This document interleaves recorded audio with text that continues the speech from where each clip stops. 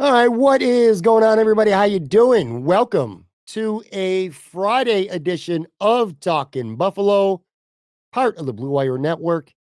I am your host, Patrick Moran. Thank you very much, as always, for locking in, whether you're watching this on video, whether you're listening to this in audio podcast form. Appreciate you all very much stopping by. If you can, if you enjoy this episode, if you enjoy this content, please go on YouTube, subscribe to the Talking Buffalo YouTube channel, subscribe, hit that like button, leave a comment in the video. Helps us continue to grow this show, of course. On the audio side, if you want to help out, you want to support, you can follow, rate, review, all that fun stuff. Today's Friday. Well, this is dropping on Friday. I'm actually taping this very, very late on Thursday night. Solo, this is not going to be long.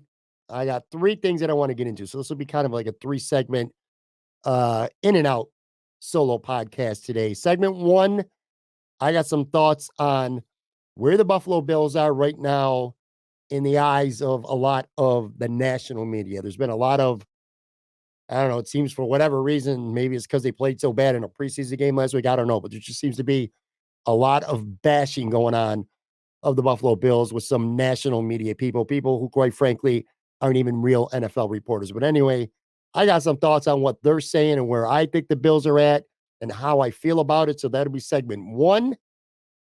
Segment two, Buffalo Bills have their preseason finale this Saturday afternoon in Chicago against the Bears. And by the way, it was reported, official, I should say, on Thursday afternoon. Sean McDermott said that the Buffalo Bills starters, including Josh Allen, will be playing on Saturday. I'm sure that is to at least some extent a direct result of how bad the first team looked in Pittsburgh last week. But anyway, so the Bills starters are going to see some time in this finale. Some of the Chicago Bears starters are going to be playing as well. So there'll be a lot of talent on that field. Anyway, there's 5 things I would say specifically that I'm personally going to be more locked into with anything else during that game on Saturday. So I'll have thoughts on that. And then in the final segment, and this is something I'm going to start doing, we'll say semi-regularly when I do this podcast, when I do this solo anyway.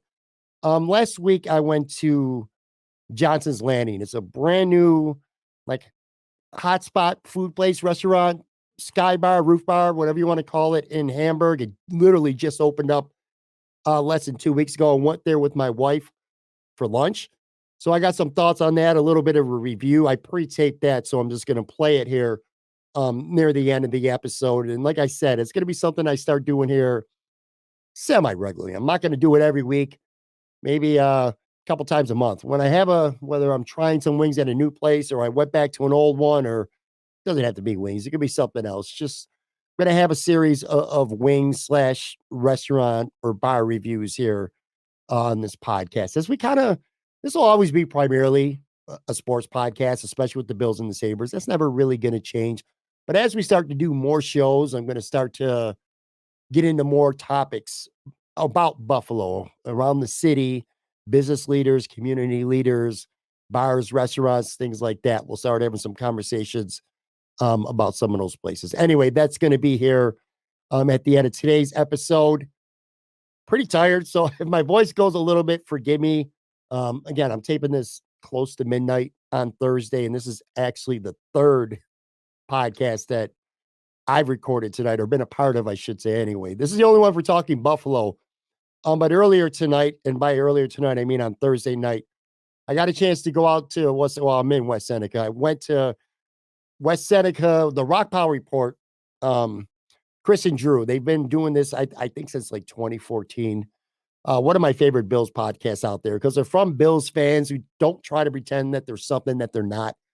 They approach their show from a Bills fan perspective, and I've always enjoyed that. Plus, Drew's just absolutely nuts. If you haven't checked out Rock Power Report, make sure you go listen to these guys. They're really good. Anyway, went to their studio, and I'm kind of like a tech geek. And, we do a lot of these shows, and typically 9 times out of 10, it's either me doing something solo or I have people with me live at Imperial Pizza, which is cool. But most of these shows are via Zoom or StreamYard, and my guest is in their location, and I'm here at home in mine, and it just shows up, on the screen, it's split screen. I don't really know of other Buffalo people who have their own podcast studio besides mine, other than the Rock Pile Report. So to be able to go in there and check out the work, and this is mainly Chris, I got to make sure he gets the credit. Studio's dope. Again, I'll put it up on YouTube. I took one picture of it, but their setup is really cool. He's got a 2 to 3 camera setup, and he can switch cameras during the show. He's got a couple of Shure SM7B microphones, 3 of them actually, so they can have 2 guests. It just looks really appealing. Sounds great. Looks great. Anyway, I got a chance to do the show, and that was a lot of fun. So, not sure what time on Friday, but sometime Friday, those episodes will be out. So make sure you head over to Rock Power Report and go check those out. It was a lot of fun with Drew and Chris. We talked about a lot of Bills stuff. Also talked some wings. Really good conversation, and I don't want to spoil it. I mean, you can go watch it for yourself, but a really interesting discussion about Tim Graham not long ago writing a story for The Athletic, discussing Ron Raccuia getting fired by Terry Bagula. And we talk a little bit about that story and have opinions on why more reporters in the media never really dug into it. I think some pretty interesting things were said. So anyway, make sure you go check that out. That was a lot of fun. Anyway, back to today in this episode of Talking Buffalo. Again, a couple thoughts on where the Bills, I think, are being received at right now. A lot of negative talk throughout the week by 2 guys who are, if they're any kind of insider, they're NBA insiders, but whatever. They got their big platform now. The big one is Stephen A. Smith. As I'm sure all you know now, he was on First Take earlier this week, and I'm not going to play the clip. In fact, I did so earlier in the week with Anthony Marino on Wednesday's show. Long story short, if you don't already know, he basically said that a source told him that Stefon Diggs does not want to be in Buffalo, that Stefon Diggs wants out, that he's going to play hard because he's here. He knows he has to be here for now, so he's going to ball out, but his heart's not here, and he would prefer to be somewhere else. That was what Stephen A. Smith said via a source. Stefon Diggs himself immediately took to Twitter, complete denial, said he loves Bills Mafia. You know, he's excited about this season. Stephen A. doubled down on his show afterwards, and so he's standing by his story. He says, per sources, whatever. He says per sources that that Diggs wants out, even though Stefon Diggs says he does not want out. And then you have Chris Broussard. I don't even know what the hell network is he on. Is he on Fox now? Is it Fox? I don't even know. But he talked about the Bills and not having any leadership, which I think is even more ridiculous than what Stephen A. Smith said about Stefon Diggs.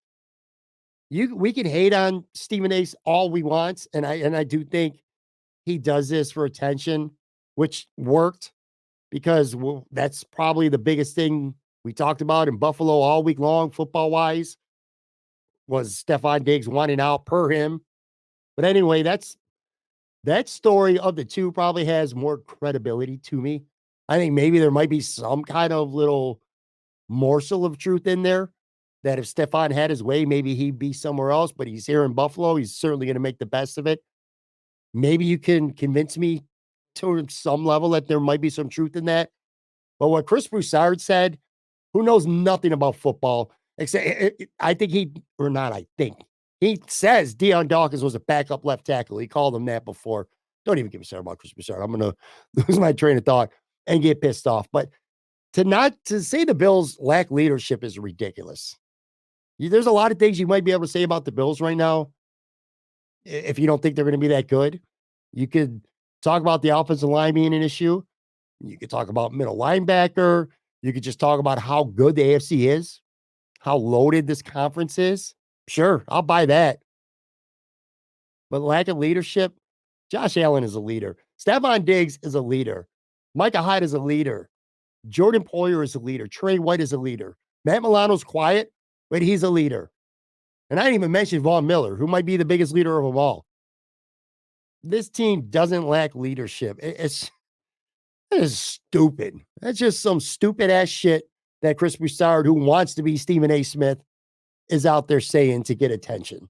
And then you got Nick Wright, who we already know, the biggest Bills troller that there is. the two-time defending offseason champion Buffalo Bills, 0 actual Super Bowl defending champion. And then he counted Roger Saffold as a big loss. So again, take everything they say with a grain of salt. They're looking for the attention and they're getting it. I'm giving it to them right now. Many of you have tweeted about it or wrote on Facebook or whatever. So we're all guilty. But anyway, I guess my point is it's weird how much negative national stuff is going on with the Bills right now, but I kind of like it. That's what I'm getting at here. I kind of like it. I do. I don't like when the Bills are the front runner. The last 2 years, the Buffalo Bills, and especially last year going into the season, were heavy favorites to win the Super Bowl.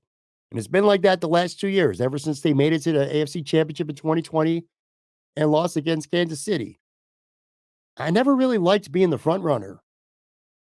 And it was, there was nobody in 2021, there was nobody in the division to even test the Buffalo Bills. Then last year, Miami was going to do it, and they did do it to their credit. And if Tua doesn't get hurt, who knows how that division ends up playing out. Ultimately, of course, the Bills won. And look, they're going to be in a dogfight this year. I don't think the Bills deserve to be the overwhelming favorites to even win their division, let alone win the AFC or win the Super Bowl. So I'm not mad. I wouldn't be upset that the Bills aren't the favorites because I'm not sure that they deserve to be.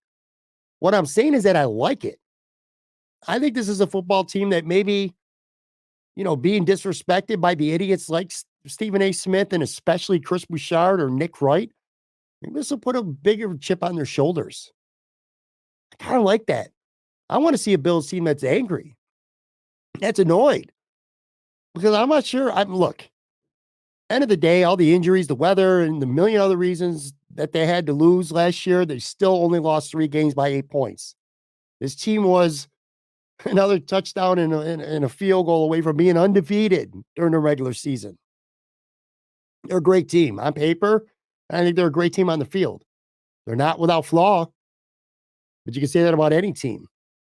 I don't know. I don't like being the favorites. I didn't like it last year. In fact, I hated it. It bothered me all last offseason. Everybody, if they're right about one thing, like if Nick Wright's right about one thing, it's that the Bills were anointed the last 2 years, and especially last year.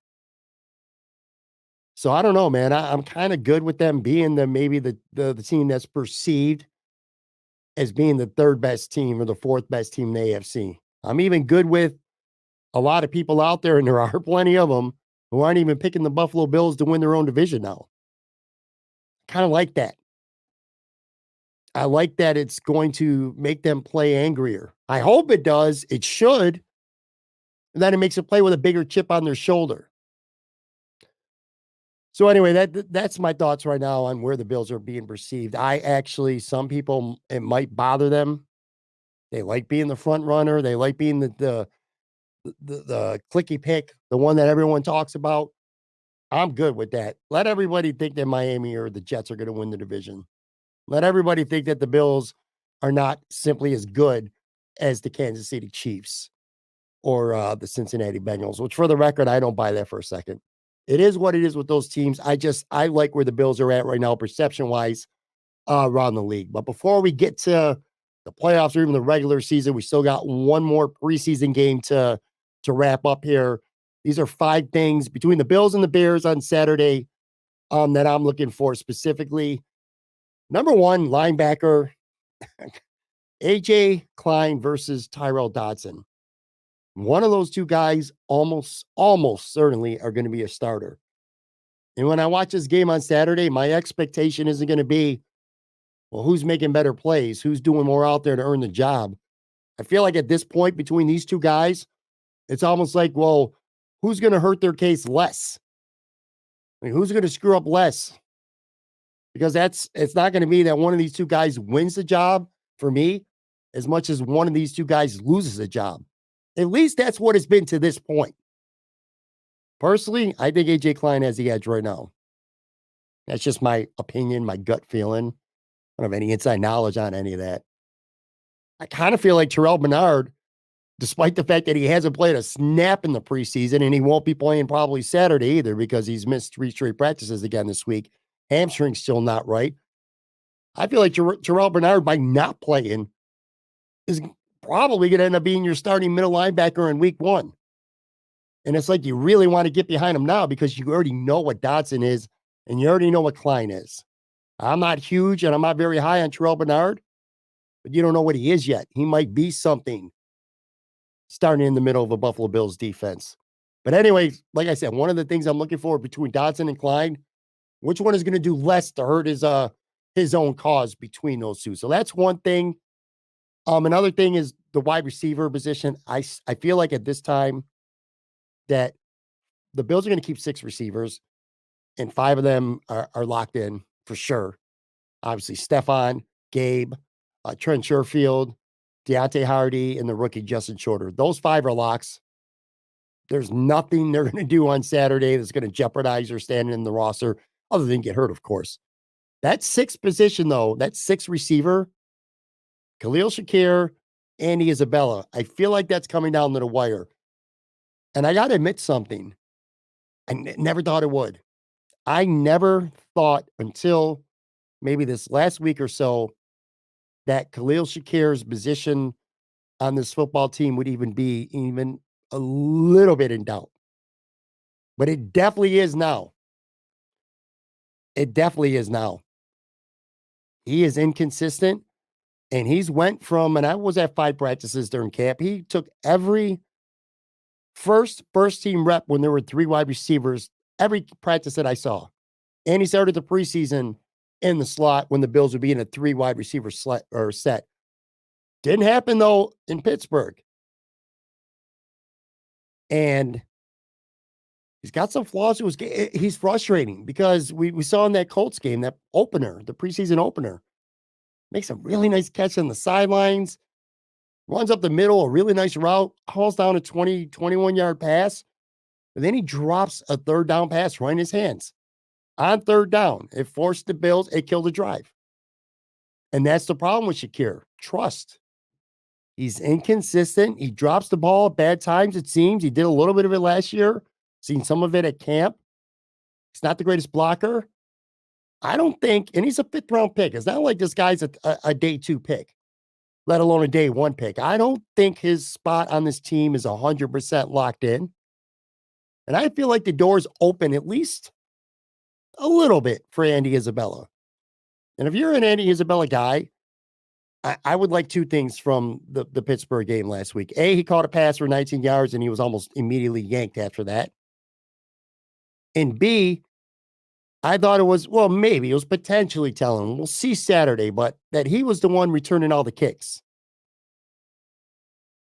Is he going to return? If he returns the opening kickoff on Saturday, I would say his chances of making this team are even more real.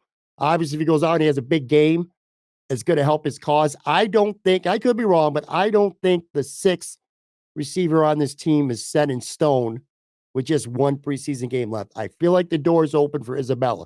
Now, if I'm making a prediction right now on today's show, I would say Andy Isabella, who, by the way, we found out is actually a vested veteran, which means if the Bills were to cut him before next Tuesday, I think next Tuesday, 4 p.m. is the deadline.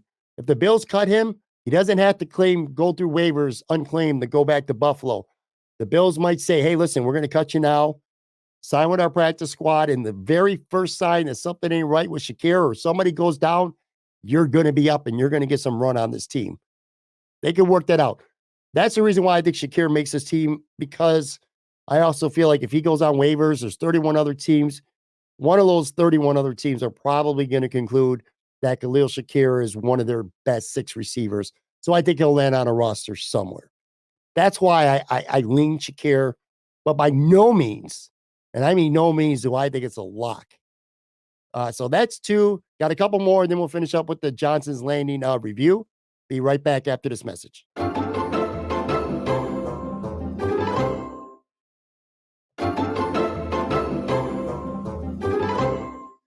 All right, I'm back here talking Buffalo, and I'm going through 5 things that I'm specifically looking for during the Bills preseason finale tomorrow at Chicago against the Bears. With the starters playing, I'm going to fly through these last 3 pretty quick, actually.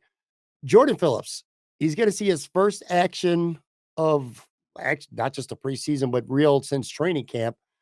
Slow coming back from his injury. I'm looking forward to seeing how he looks. Is he going to move the needle at that position? I feel like at the end of the day, the Bills are probably going to keep 5 defensive tackles on the active roster. So I feel like Jordan Phillips, even if he goes out and he looks shitty for whatever reason, I don't think he's in any danger of getting cut based on what he does Saturday in Chicago. Quite frankly, this is an organization that I'm very confident I already know what they have in Jordan Phillips. I do think maybe there's a chance that they want to take him coming back slow and they could say, hey, we're going to throw you on IR for 4 weeks, let you get fully healthy, and then come back and we'll figure it out come week 5. But in all likeliness, he sees some reps, looks pretty good, and then we go from there. I think the Bills ultimately keep 5 defensive tackles. You got Oliver, you got Daquan Jones. Those are your starters. Then you got Poona Ford, you got Tim Settle, and you got Jordan Phillips. Those could be 3 through 5. Jordan Phillips, if he plays, moves in. Look, if he looks the way he's capable of, and from what we've seen before, he's probably your primary backup to add Oliver at 3 tech. But now Tim Settle's played that position some too, so it could possibly be him. So I think Jordan Phillips has at least a little bit to play for on Saturday. And besides being on the active roster, I could see like that 46-man game day roster, the Bills keeping, 8 defensive linemen, which would be 4 defensive ends, 4 defensive tackles. I just spelled out for you 5 defensive tackles. So between Poona Ford, between Tim Settle and Jordan Phillips, if the Bills are only having 4 active on game day, that means one of those 3 are going to be on street clothes. So plenty to play for Jordan Phillips, who hasn't had an opportunity to show anything yet. 2 more. I feel like this is Kaiir Elam's last chance to impress, to really do anything, quite frankly, during the preseason and camp for the most part. If he continues on the trend that he is, I feel like right now, come week 1, Monday night at the Jets, I think he'll be on the sidelines as street clothes. I don't think he's in any danger of not making the team, but I certainly think he's in danger if the Bills keep 3 outside or 4 outside corners on game day. He might not be one of them. I think Christian Benford for now is ahead of him on the depth chart, and I feel like that's earned. I do. Kaiir Elam's got to go out on Saturday and show something positive. For starters, let's not have a defensive penalty. That would be good. That would be a good start. But he's got to make a play, a couple plays, whether it's an interception, knocking a pass down, maybe a nice hit in the open field, doing something good in run support. He's got to start doing something positive. And he needs to put together a consistent game too, like not flash for one play and then look lost on the next. It's kind of been his problem this year and last. And I like Kaiir Elam. And even if he does it, I'm not going to give up on him quite yet. If he goes into the season, the 4th corner, or the 4th outside corner, I should say, and he's not dressed for week 1, I'm not going to say this is a bust. But I am going to be worried, and you should be too, because there is a fair case if this is a 1st-round pick and he can't beat out a 6th-rounder, Christian Benford, and or a 7th-rounder, Dane Jackson, then you have ample cause to worry. So anyway, I need to see something positive for Kaiir Elam on Saturday. And then the last thing is just not one specific player, but, the starters will be out there. And obviously, like all of you, don't get hurt. That's quite frankly, that's all I give a shit about. Having said that, if they play bad for a quarter, we'll probably spend all next week overreacting, just like we did with the Pittsburgh game last week, or vice versa. If they look great, everything's perfect. Everything's rosy. That's fine. Starters, all I care about, don't get hurt. But I think there's legit roster bubble guys on this team. I want to see how they look on Saturday. I got a list of a handful of guys that I want to watch play, that I'm going to be locked in on. One's Cam Lewis. I don't think it's a lock that Cam Lewis makes the team, but I think he's a really good opportunity to make the team. The Bills keep 11 DBs. He's probably that 11th DB. Going out and playing well Saturday might seal a deal for him. Ike Bacher, a guy who came back from the Achilles. I like him. I don't know that he has he does have a path to make the team right now, but I don't know that he makes the team. You got Torrance as your starter. He is your starter, by the way. You got Torrance. and you got McGovern. If the injury, now he's injured, so David Edwards is going to be starting Saturday in his place. Anyway, so you got David Edwards, that's a guard, and then you got Ryan Bates, who could play either guard position, center, or maybe, hopefully, possibly some tackle depth as well. I'm not sure. I'm not 100% sure that there's room for Eichbacher. I like to say that there is, but I don't know. Him having a good game would be big for him.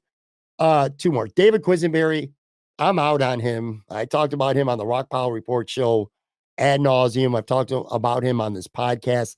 I'm just out on him. I think the Bills are in a lot of trouble if either Spencer Brown goes down or Deion Dawkins and David Quisenberry has to start or play for any sustained length of time. If he's your swing tackle, I think the Buffalo Bills are in a lot of trouble. That's my feeling right now. Maybe go out on Saturday, put together a really good game because you're probably playing for your job. And by job, I mean being on the roster.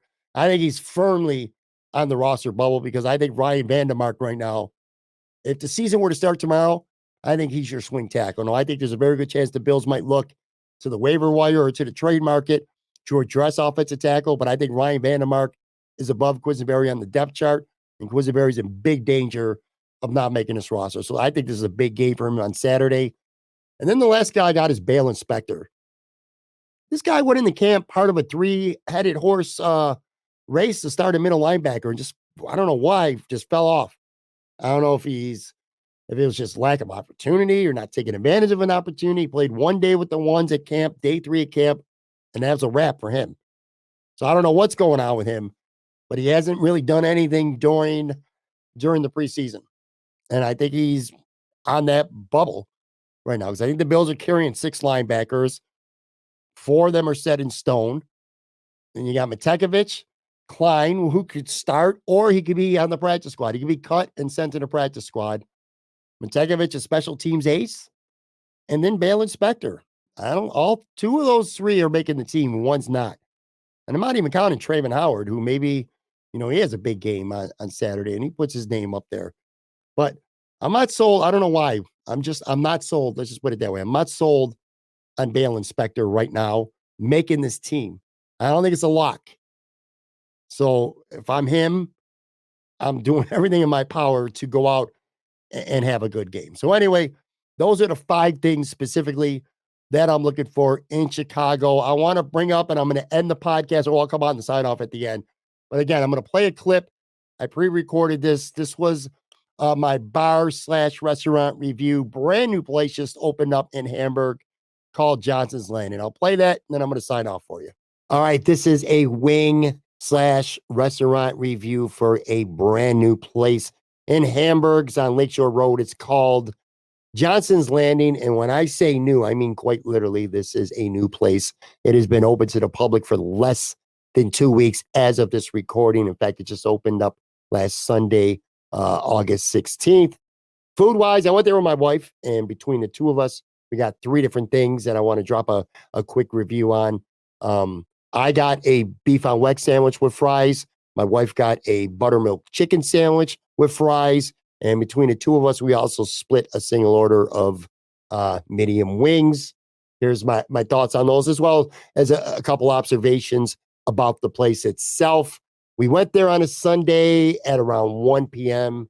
and we had a good solid hour wait to be able to get a table. I mean, that's not ideal, of course, but to be honest with you, didn't really bother me too much. And like I said, this is a new place. It's very busy, and I'm sure they're still probably getting some of their processes in order a little bit. Now, I did talk to a friend of mine who said they went there on Friday early evening and it was packed, but they had no wait at all. Our wait for us, not that big of a deal. Part of the reason why it's not a big deal is because they have not just 1, but 2 bars there at Johnson's Landing that you can go have a drink or 2, kind of walk around. So lots of stuff to do and walk around to kill your time there. So having an hour wait is not like going to Applebee's where you got to sit down, near the entrance for an hour and wait for a table. This place, there's plenty of things to do to be able to kill that time. And there's 3 levels of this place. I want to point that out. The rooftop is on the 3rd floor. And here's another really cool thing about this place, which I was really happy personally to see. If you're an older person, or you got some kind of physical handicap, or you got, like, in my case, COPD, or if you're just some lazy ass person who don't want to walk up a bunch of steps, you don't have to. That's really cool here. You don't have to walk up any steps. They have an elevator. In fact, it's located right when you first walk in the door. So you could take an elevator all the way up to the third floor of the rooftop bar. And I'll tell you, up there is pretty cool, man. It is, it's hugely spacious. It's comfortable. Lots of room to walk around. Plenty of outdoor patio furniture up there. Lots of tables with some chairs. Plenty of room, and a bar up there. In fact, we got a couple drinks up there and hung out while we were waiting. View wise, I mean, if you look out one side, it's just the parking lot, which, by the way, the parking is nice. It's big. So even when it's busy, there's tons of parking there. But anyway, that's one side. Now, if you look out on the other side towards Hamburg, there's it's really cool views in a way because the water's right off the rooftop. You can see it. It looks really nice. That's cool. Got to be honest with you, though, what's not cool is kind of like the landscape around the property itself. Now, maybe, being a brand new place, they'll eventually start to add some things around the area of the property to kind of make it a little more visually appealing, because right now, quite frankly, it looked a little bit like an eyesore. But anyway, like I said, 3 levels to the place. There's outdoor seating on all 3 of them. I'm not sure about the second floor because I didn't walk around there, but I know that you cannot eat food on the rooftop bar. So if you're coming up to hang out on the rooftop bar, it's for drinks and vibes only, no food. So we went down after the hour to the first floor. We had an indoor table, preferred to sit inside. Again, the place inside, really nice, plenty big, nothing like spectacular, but nice. It's brand new, but it doesn't look too modern, if that makes sense. But it doesn't look old and run down either. It's nice. Anyway, food wise, I got the wings, and like I said, they were fine. They were crispy, which is good. They were cooked very well, very well. I want to point that out. Pretty big. Now they call them jumbo wings, but they weren't jumbo wings. But they weren't small either. $16 was the price too, which, by the way, as much as it pains me to say this, $16 in today's economy is actually not that bad. It's a pretty standard price, maybe even a little bit on the cheap side, believe it or not, for a single order of wings this day. So yeah, that's the good. Like I said, cooked well, plenty crisp, plenty big, decent price. The drawback on these wings, at least for me anyway, is we went with medium. And I'm a kind of guy who, when I get medium, I don't want to burn my mouth, but I expect to get at least some kick. Like, I verge between getting medium or hot, depending on where I go. Like, some places I like hot, but other places I can't have hot because they're just too hot. Like, for an example, Duff's or Macy's Place Pizzeria. Those are 2 places that immediately come to mind. But anyway, these medium here, buttery, the taste, too buttery, kind of bland, no kick whatsoever, none at all. We had to get a side of hot sauce, which, by the way, their hot sauce, if you're wondering, is quite literally Frank's. It's Frank's hot sauce. So in fact, I know that because they literally gave us a bottle. So we my wife put some hot sauce on them, kind of shook them up a little bit, and then they were fine at that point once they had some heat. Like I said, the wings were cooked well, and they were big, and they were crispy. But just the mediums, don't get the medium sauce unless you don't like any kick. These are closer to mild than hot. Like, medium is supposed to be like dead in the middle between hot and mild. These very clearly were closer to being mild than they were being hot. So I would definitely recommend getting hot unless you don't like any heat at all. As for my sandwiches, like I said, I got a beef on weck sandwich. I'll tell you, pretty decent sized sandwich. Again, nothing crazy, but a decent sized sandwich. The beef was fine. It was moist. It wasn't dried. The juice was fine too. My only issue with this sandwich was the Kimmelwick roll. Now, I'm a guy, when I get a Kimmelwick roll, I want it salty. And this shit was like borderline plain. I took some salt. I took a salt shaker and put some on, hoping to be able to recapture that salt taste a little bit. Kind of to no avail because it was falling off. But anyway, I did not like the roll, only because it just tasted like a plain roll. Now, if you like Kimmelwick, but you don't want a salty roll, then you're probably going to love it. But I didn't, because I wanted a salty roll. So that kind of, I don't want to say it ruined the sandwich, but it made it not as good for me. I will say the fries, really good. I don't want to say elite. That's a word we probably throw around too much. So I'm not going to say they were elite, but the fries were really, really good.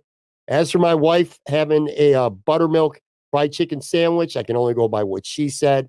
And she said that it was good, safe, like nothing unique tasting about it, but it was perfectly fine. Which, to sum it all up, when it comes to their food, that's how I feel. It kind of safe, standard, average. Now, saying that could sound like an insult, but it's really not, because when you're in Buffalo, in a town that is so rich with great food, when you say a place is average, that means it's good. Like if I tell you, these wings by Buffalo standards are average, well, to me, um, an average buffalo chicken wing is still really good. Like if these wings were in Florida or Missouri or something like that, people would be going nuts for them. So all in all, Johnson's Landing, I think it's a really nice place. It's just a stone's throw away from the water if you want to walk across and go mess around near the water. In terms of the food, nothing's like, oh my God, this is so insanely good. I live in Amherst or I live in Clarence. I'm gonna go drive 40 minutes to Hamburg just for this food. I don't think their food is on that level by any means, but it's good. It's perfectly good. It's good food. It's an enjoyable time. Beautiful view during the summer when it's nice out, at least. The rooftop bar is really sweet. There's lots of walking around, lots of things to do in there, including a shuffleboard table, by the way, in the middle, in the inside of the first floor. I noticed two people playing that. So, like I said, there's no shortage of activities there, things to do, a great place to go have a couple drinks, great place to vibe out, and some pretty decent food, but nothing stellar. Again, I would say the food is average, but to me in Buffalo, when you say average, that means it's pretty good. All right, and that was my review of Johnson's Landing, the brand new restaurant, three-story sky bar, roof bar, whatever you want to call it, in Hamburg. Impressive. Impressive for sure. That's going to do it for this episode. Real quick here, if you're listening all the way at the very end, that means you support this show. Just want to spell something out for you guys.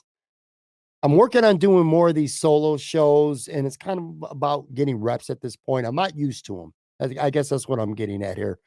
I'm used to having a guest and having these conversations and the vibes, the back and forth. Um, in an effort to start putting out more shows, which I am going to be doing more on that coming up soon. I'm doing some solo shows here and there, and that's kind of a process right now. I know I fumbled over a couple things especially at the beginning of the show, but I'll get it down. Like I said, it's just about solo practice and reps. So please stick with us. Like I said, if you haven't already, make sure you subscribe, whether it's on YouTube or whether you're following us on one of the podcast platforms, however you typically listen to the podcast. And for the reviews, like I said, whether it's wing reviews or restaurant reviews or TV shows, so start doing a lot of other fun stuff beyond just sports talk on here as well. So look out for more than that. Again, thank you very much for listening. At Patrick Moran TV, that's the handle for Twitter, TikTok. Yes, I am on TikTok now. I can't believe I am, but I am. And Instagram, Talking Buffalo Podcast, is where you can find us on Facebook or YouTube. Have a good weekend. Enjoy the game. Notre Dame season kicks off, by the way, on Saturday. I'm really excited about that. Plenty of new episodes next week. We'll talk about the Bills finale. We'll talk about the 53-man roster, which is due Tuesday. Just a lot of stuff going on. So have a good weekend, and I'll be back. Brand new shows next week. Take care.